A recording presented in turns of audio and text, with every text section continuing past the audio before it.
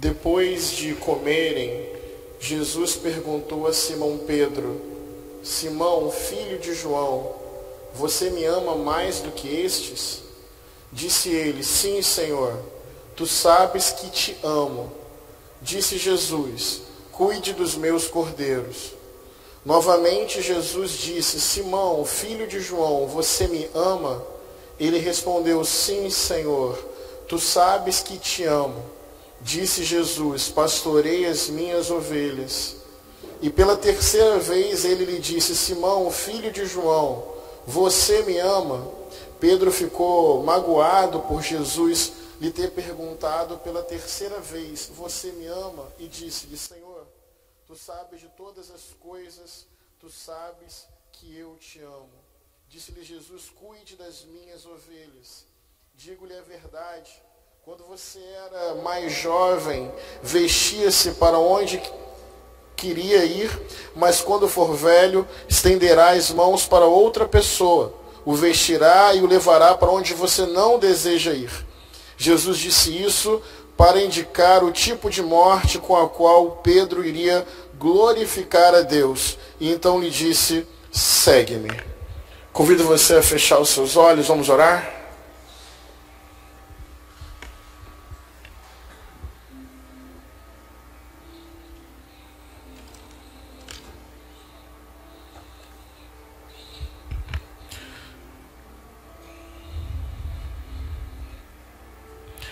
Deus, muito obrigado pelo teu amor, pela tua graça, por tua bondade, por tua misericórdia. Quero pedir a tua bênção neste momento, para que, para além das minhas palavras, a tua palavra possa chegar a cada coração e manifestar o teu bem-querer, a tua vontade e glorificar o nome de Jesus. Me coloco inteiramente assim à tua disposição e que seja verdadeiramente a tua palavra, cumprindo a tua vontade, que é sempre boa e amorosa para nós. Em nome de Jesus. Amém. Esse é um texto bastante conhecido. Pedro viveu intensamente a amizade com Jesus. Foi um ali dos discípulos, testemunhando aquele caminho com Jesus. E no final, num momento muito decisivo, Pedro encontrou o seu limite, a sua fraqueza e o seu fracasso. Afinal de contas, ele publicamente negou Jesus 3 vezes. E sempre que leio o Evangelho, eu fico convicto que Pedro não queria ter feito isso. Ele foi ali seguindo Jesus naquele momento tenso. As tropas romanas pegaram Jesus. Jesus estava sendo encaminhado para o julgamento e a condenação. E Pedro ainda foi caminhando, observando, querendo estar perto de Jesus de alguma forma. E ele havia dito uma vez: olha, não te negarei, irei com você para qualquer circunstância. E não acho também que Pedro estava mentindo. Ele estava sendo sincero, dizendo: não importa o que acontecer, eu vou conseguir Jesus, eu vou estar ao seu lado, Jesus. Muito autêntico, muito sincero, muito impulsivo, muito confiante que ele faria isso mesmo. Não foi alguma coisa intencional, deliberada. Eu vejo muita vontade e verdade de coração na postura de Pedro.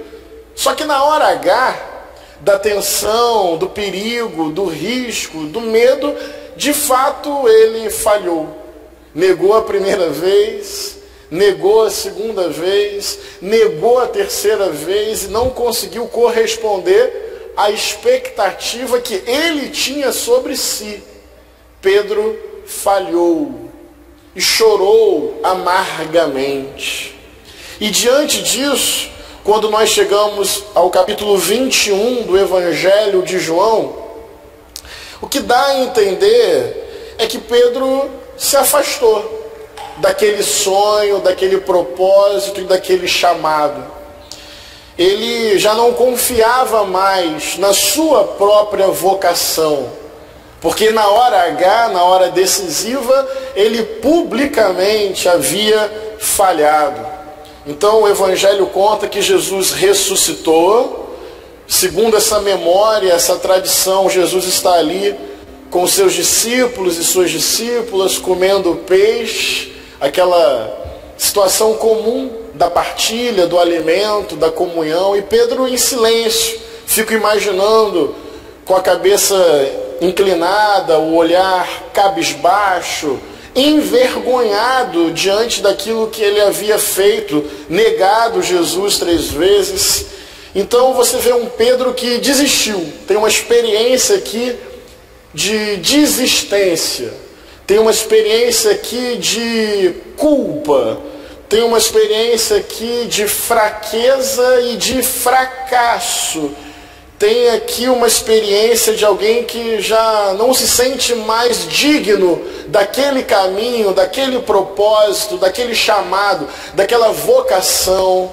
Pedro está meio que solto, se sentindo culpado, se sentindo indigno, afastado da sua vocação e desistindo de si mesmo, ou de si mesmo como um apóstolo, como um discípulo, como um pregador, como alguém envolvido ali com o projeto de Jesus. E nesse contexto, nessa experiência de desistência e de indignidade, de culpa, de fraqueza, de fracasso, de cabeça inclinada, de olhar cabisbaixo, Jesus, segundo o Evangelho, vai ao encontro de Pedro, chama Pedro num cantinho assim, para uma conversa entre eles dois.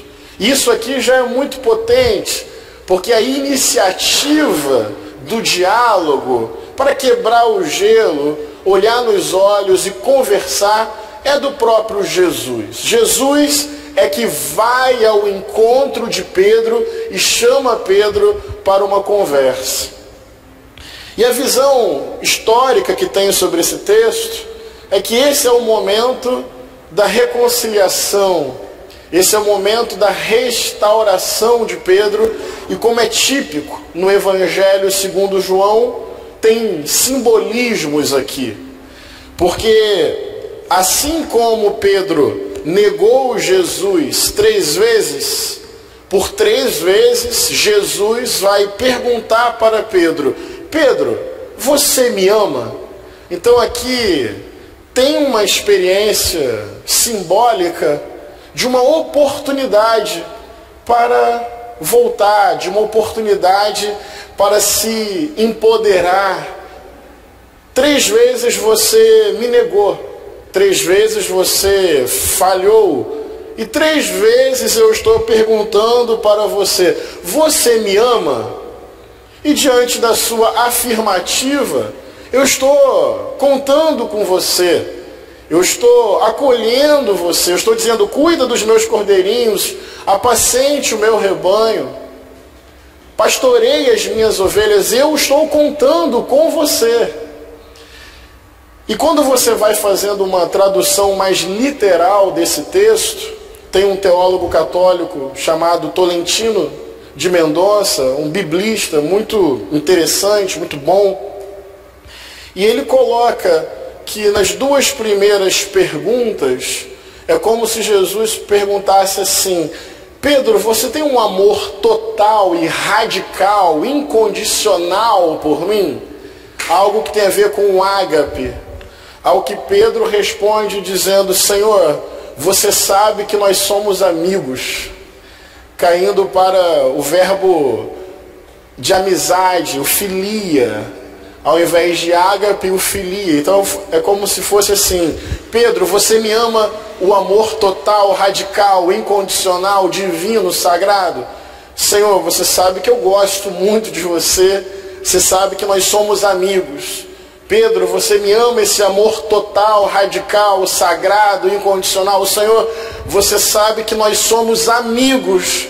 E numa terceira pergunta, há uma mudança, um deslocamento, e Jesus pergunta: Pedro, nós somos amigos? E Pedro responde: sim, Senhor, tu sabes de tudo, e tu sabes que nós somos amigos.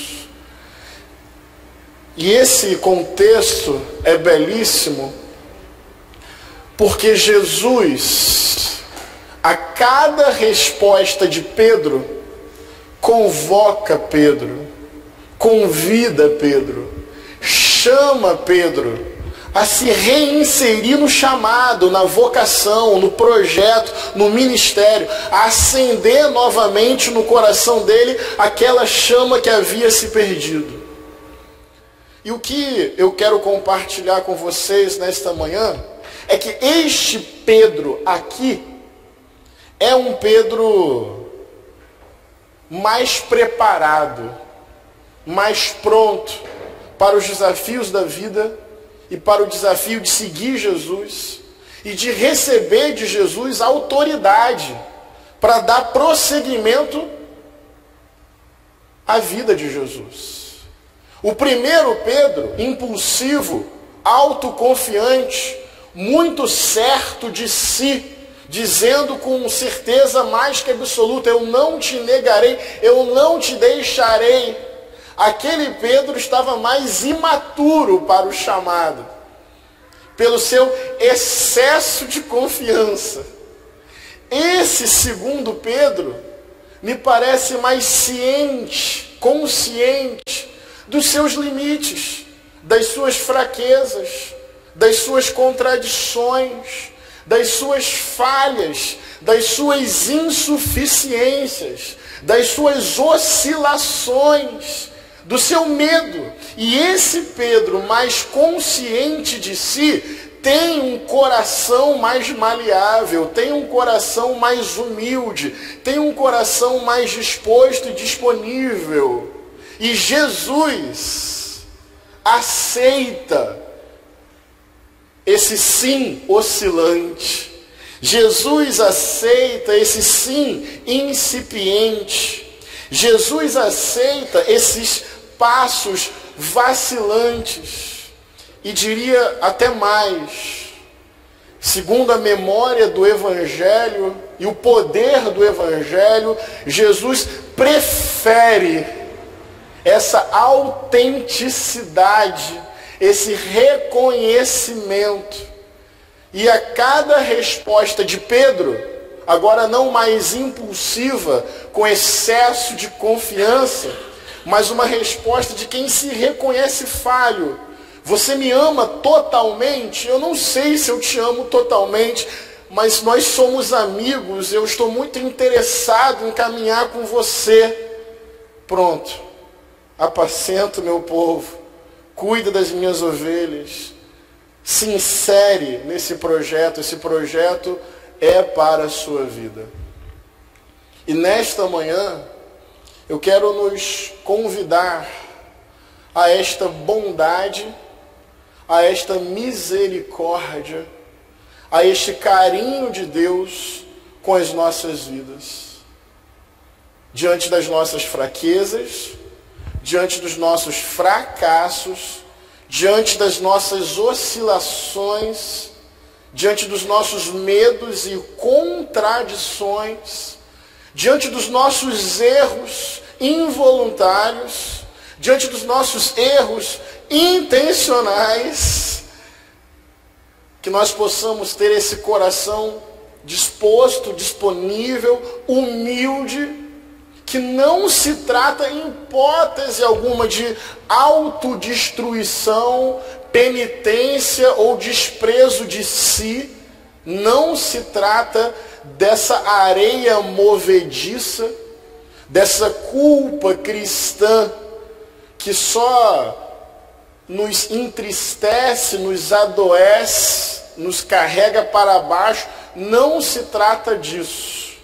Se trata de consciência, que somos transitivos, falhos e falíveis, contraditórios e vacilantes e oscilantes, E dentro desse reconhecimento de si, saber que nessa verdade radical, Jesus nos acolhe, Jesus nos ama, Jesus nos convida, Jesus nos convoca, Jesus nos deseja bem, Jesus tem planos, propósitos e desejos acerca da nossa existência, e que nós não precisamos ficar na culpa, não precisamos ficar na amargura, não precisamos ficar na penitência, não precisamos ficar no desprezo de si, na desistência de si, mas que Jesus aceita o nosso amor vacilante,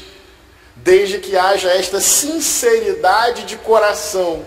E a cada resposta nossa, ainda que frágil, mas sincera, vem o convite, a convocação, vem desse jeito, vem assim, vem com essa verdade, vem com essa fraqueza, vem com esse trauma, vem com essa lágrima, vem com essa dúvida, vem, porque eu já fui até você. João capítulo 21, essa experiência bonita de Jesus indo a Pedro, ouvindo de Pedro uma resposta não correspondente ao seu amor e chamando Pedro a levantar a cabeça, estufar o peito, retomar o brilho nos olhos e a chama no coração. Vem, Pedro, esse caminho é para você. Esse caminho não deixou de ser para você. Nem na primeira falha, nem na segunda falha, nem na terceira falha. Eu já tinha te perdoado antes da fundação do mundo. Eu já tinha te amado antes da fundação do mundo. Eu já tinha bem-querer e planos para a sua vida antes da fundação do mundo.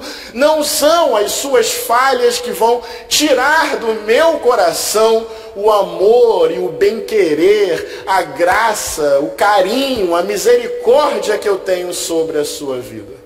Amém? João capítulo 21 é a restauração de Pedro. A partir de agora, alguém mais consciente das suas próprias fraquezas e acolhido por Jesus do mesmo jeito. E insisto, creio que agora até mais preparado que antes para receber de Jesus poder e autoridade para amar, para servir, para perdoar, para curar, para dar testemunho do próprio Cristo. E se fez com Pedro, faz comigo, faz com você.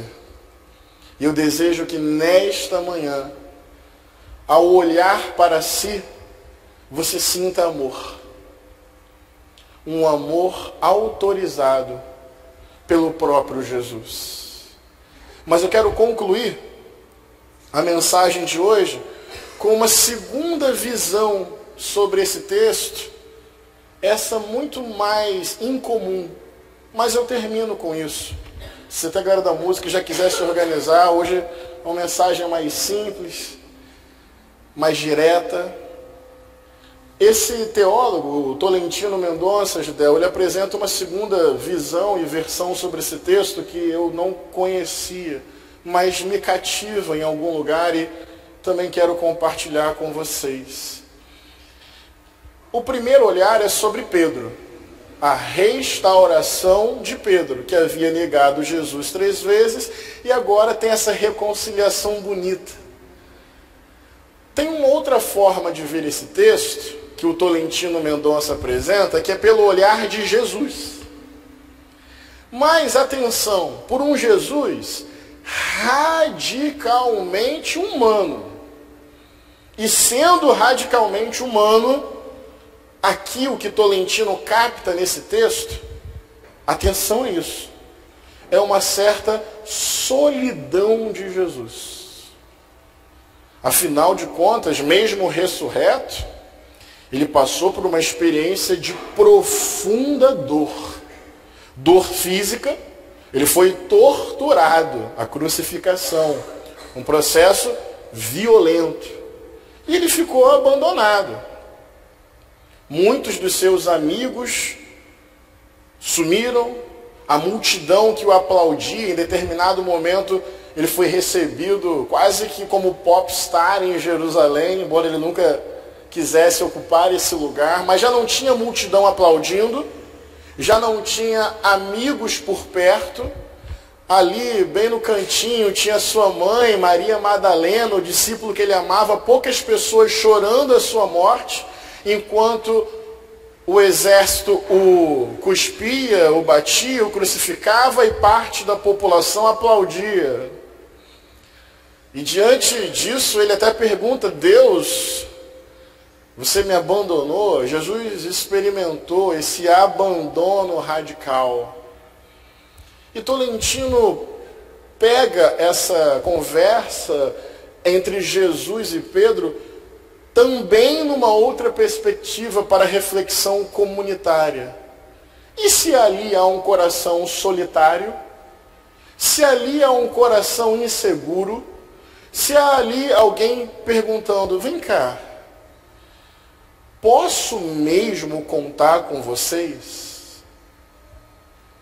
O que é estranho, essa é uma interpretação contra-intuitiva, especialmente considerando a divinização de Jesus, que muitas vezes retira dele a sua radical humanidade. Então não é intuitivo aderir a essa hipótese.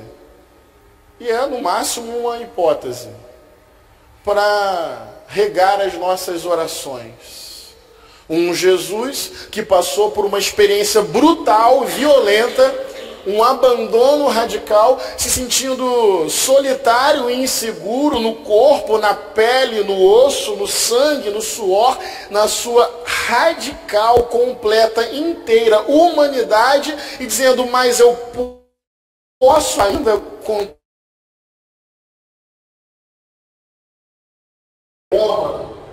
mesmo uma fraqueza? Você me ama mesmo no fracasso? Você me ama mesmo se me perseguirem? Você me ama mesmo se me julgarem? Você me ama mesmo se me condenarem? Você me ama mesmo se aparentemente o projeto estiver dando errado? Posso contar com você, Pedro?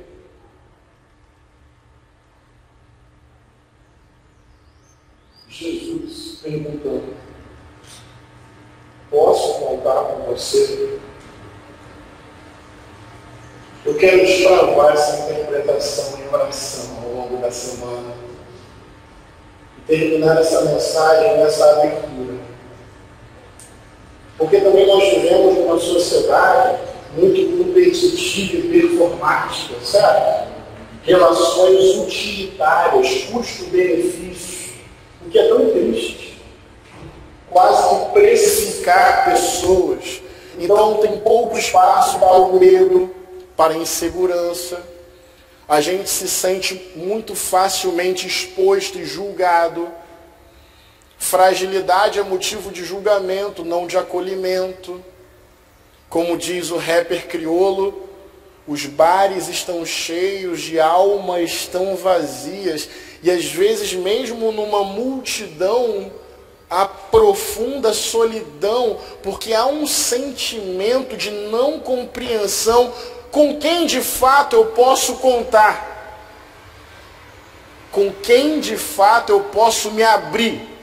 Quem de fato pode saber sobre minhas fraquezas e ainda assim caminhar comigo? E eu quero pedir a Deus que esta singela comunidade de fé seja um lugar em que possa existir a construção desses laços, que ainda que algo dê errado, que um projeto não seja exitoso,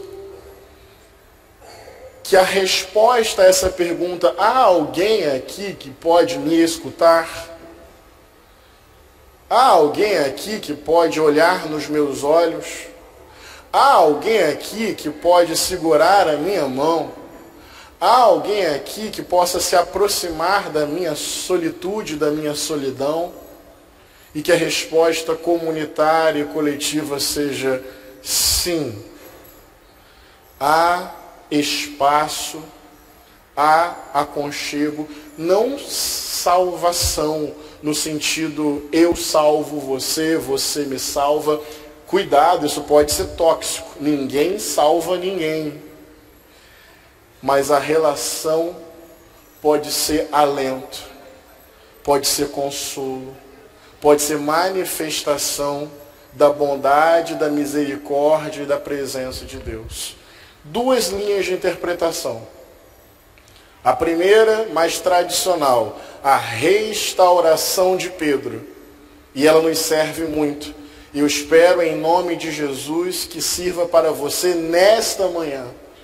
Que o seu sim oscilante e seus passos vacilantes estejam diante de Jesus nesta manhã para uma repactuação e para você ouvir esse convite, essa convocação de Jesus para que a chama volte a arder no seu coração. E uma segunda interpretação é de um Jesus radicalmente humano que experimentou uma solidão radical e que, portanto, conhece e sabe na pele e na alma o que nós muitas vezes sentimos e como se humilde, fragilmente Jesus dissesse: posso contar com vocês? Vocês podem contar uns com os outros? Que Deus nos abençoe e que a gente possa deixar que essa palavra seja regada pelo Espírito dentro do nosso próprio coração. Convido você a fechar os seus olhos.